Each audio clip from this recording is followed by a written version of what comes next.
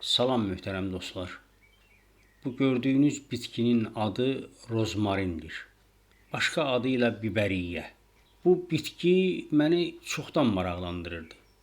Onu bugün gəlib dostum Fərzalının həyətində tapmışam. Özü də elə vaxtda ki, tam budanma zamanıdır. 2 gün əvvəl güclü yağışlar yağdı. Yarpaqlar tozdan təmizləndi. Ardınca gün çıxdı, külək əsdi, yarpaqları qurutdu.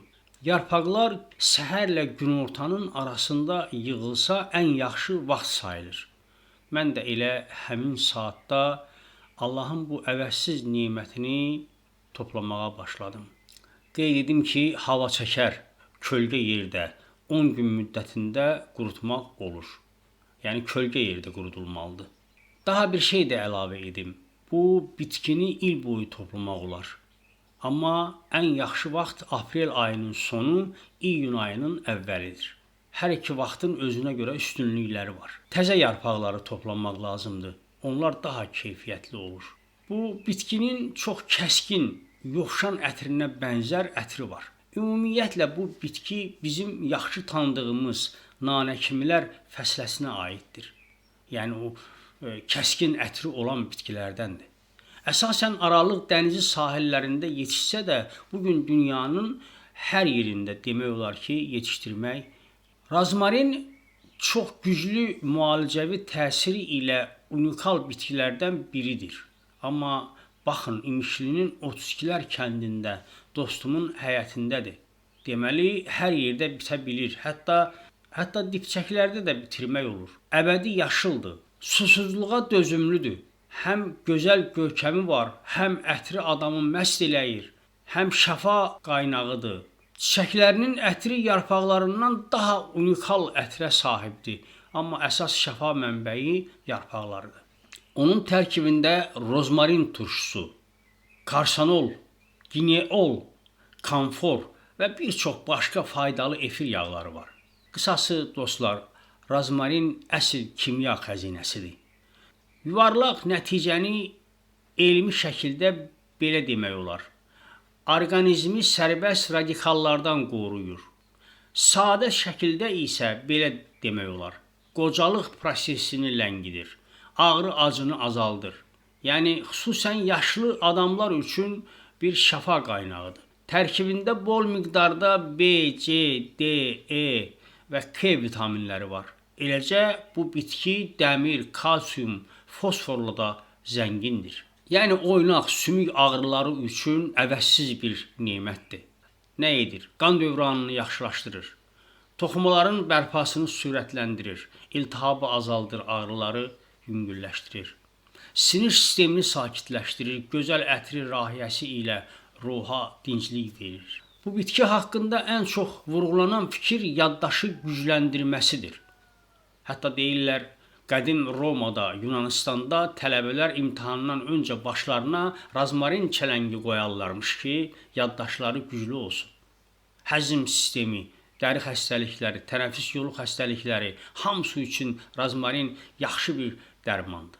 Amma gərək hansı xəstəlik üçün ondan nə qədər, necə istifadə etməyin qaydalarını bilmiş olasan. Nizami Gəncəvi demişkən, artıq içilərsə dərd verər suda. Əslində internetdə istədiyiniz qədər rozmarin tərkibli resept tapmaq olar.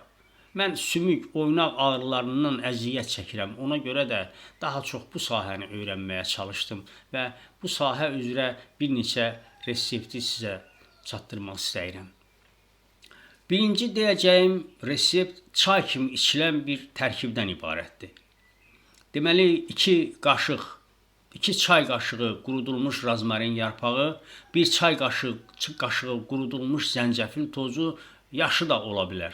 Amma yaşını biraz artıq etmək lazımdır, rəndədən keçirdib qatmaq. 1 çay qaşığı zərdəçal, sarı kök, 1 çay qaşığı yaşıl çay. Bütün bunları 400 mg qaynayan suya əlavə edin. Təxminən 5-7 dəqiqə qədər qapağı qoyub ağzını dəmləyin, yəni zəif bir odda dəmləyin. Soyuyanda ona bir çimdik qara isturut əlavə edin. Bu, o zərdaçal dediyimizin, yəni sarı kökün təsirini 2000% artırır. Bunu mən demirəm. Yəni elmi mənbələrdən oxumuşam. 2000% zərdeçalın təsirini istiot artırır. Əgər bu çayı daha güclü və dadlı etmək üçün bir çay qaşığı bal da əlavə etsəniz, super olar. Balı isti suya qoymayın, faydası itər. Gündə 1-2 dəfə yeməkdən sonra ilıq halda içmək məsləhətdir. 3 həftə istifadə edin və 1 həftə fasilə verin. Vacib qeydlər bunlardır ki, deməli, mədəsində ciddi problemləri, qastriti, xorası olan adamlar, yəni çayı ac qarına içməsinlər. Yüksək təzyiqi olan adamlar, əgər təzyiq yüksəkdirsə, onda yaşıl çayı ya azaltsınlar, ya da ümumiyyətlə menüdən çıxarsınlar yaşıl çayı. Sonra deyəcəyim qayda kompres qoymaqdır. 400 mg suyu qaynadın. 2 xörək qaşığı rəndələnmiş zəncəfil. 2 xörək qaşığı qurudulmuş rozmarin yarpağı. Əgər təzədirsə 4 xörək qaşığı edin. Qapağını örtüb 15 dəqiqə dəmləyin. Tam soyudun və təmiz tənziflə süzün. İlıq halda tənzifi isladıb qoyun ağrılı oynağın üstünə və ya fəqərəyə salafanla örtün. Ondan sonra üstündən isti bir şey salın. Yəni isti saxlamaq lazımdır. Gündəlik və ya gün aşırı bu kompresi qoymaq olar. Məhlullu şüşə qabda soyuducuda 2-3 gündə saxlamaq olar. Bir həftə istifadə edib 2 gün fasilə verin. Rozmarin yağının hazırlanması bu necə olur? Deməli, 1 stəkan rozmarin yarpağını kiçik bir şüşə qaba tökün, ağzı bağlanan. Sonra onun üzərini örtənə qədər soyuq pres zeytun yağı tökün ya da badam yağı. Yəni bu yağ təmiz yağ olmalıdır, keyfiyyətli yağ olmalıdır. Sonra onu istilik vannasında 4 saat saxlayın.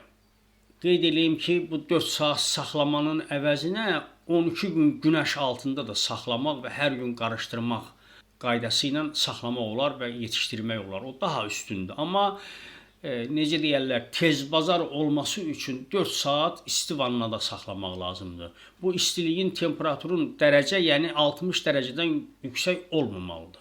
Gərək arad bir, yəni yarım saatdan, 1 saatdan da bir çalpalamaq lazımdır. Belə çalpalayıb qoymaq, həmin suyun içərisində 4 saat saxlamaq. 4 saatın tamamında onu sudan çıxarıb otaq temperaturunda 10-15 saat saxlayın. Bundan sonra yenidən isidin, yəni bir qədər isidin və 3-5 qat tənzifdən süzün, keçirin, işıq görməyən sərin yerdə saxlayın. Bu yağla ağrıyan oynaq və əzələlərə masaj edərək ağrını, şişi azalda bilərsiniz. Bu yağ eyni zamanda dəridə qırışları da azaldır. Dərini nəm saxlayır. Əgər düzgün hazırlanıb tətbiq olunarsa, rozmarinlə bədənimizdəki ağrılara, sərtliklərə, iltihablara qarşı mübarizə apara bilərik. Ağrılı nahiyəyə məlhəmi gündə 2 dəfə, səhər və axşam sürtün. Sürtdükdən sonra nahiyəni 10-15 dəqiqə isti saxlamaq lazımdır. Yun parça ilə falanla belə. Dostlar, istədiyiniz qədər internetdə rozmarin bitkisi ilə bağlı reseptlər var. Bu, Allahın həqiqətən də bizlərə verdiyi əvəzsiz nemətdir. Yəni, dipçəkdə əkib evinizdə saxlaya bilərsiniz. Əgər şərait yoxdursa, yer yoxdursa. Bu əvəzsiz bir nemətdir. Bu qədər dostlar. Söhbətimi yekunlaşdırdım. Bəyənmə düyməsini tıklayın zəhmət olmasa. Bu da deyirlər bir şey eləyir nəsə. Sağ olun, Allah amanında.